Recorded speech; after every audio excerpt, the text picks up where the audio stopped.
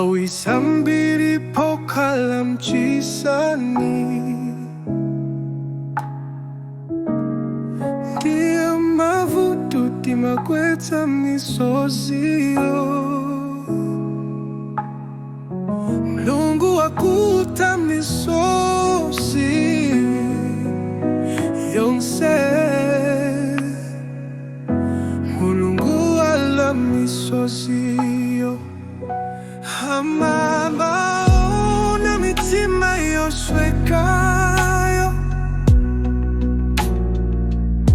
ndi misozi pamene ikugwa.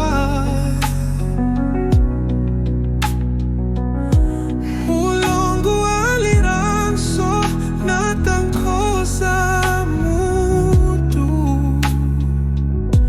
Mulungu wala misozio. Nawisambiri misozi mbachwa, zinthu zikakhala zasokonekera.